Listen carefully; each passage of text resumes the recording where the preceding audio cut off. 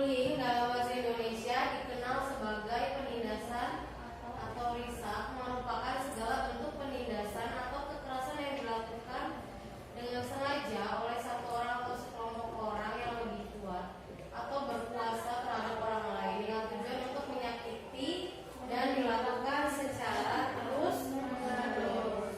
Ya, contohnya banyak ya. Dengan mengejek orang tua aja kan terus-menerus kan, walaupun sudah diingatkan berkali-kali tapi terus dan terus-menerus. Mereka senang. Ya, karena banyak yang ya ini adalah bullying verbal. Bullying verbal itu melalui kata ya tadi ejekan,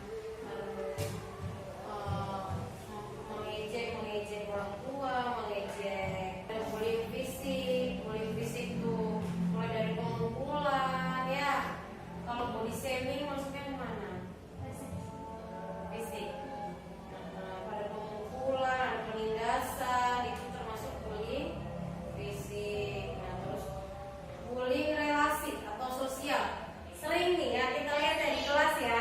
Tuh, temennya satu tidak ditemani, tapi yang lainnya bisik-bisikan. Siapa yang pernah merasakan itu? Saya. Oh, ini juga pernah merasakan ya. Ini pernah nggak? Yang di belakang pernah nggak? Enggak.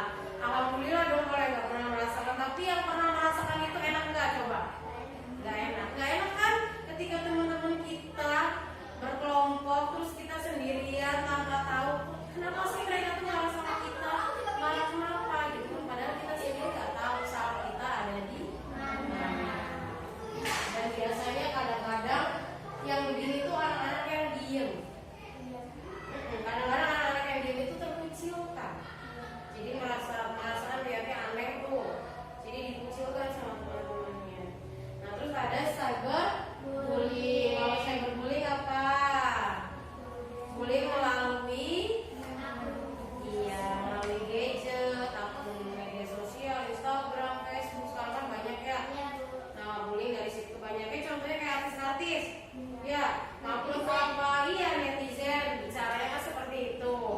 Artis-artis ngupload apa?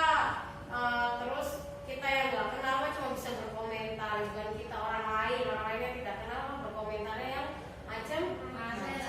Nah itu kalau orangnya nggak kuat, kita sebagai yang dulunya tidak kuat, ya itu akan menjadi cyberbullying ya. Terus dampak dari bullying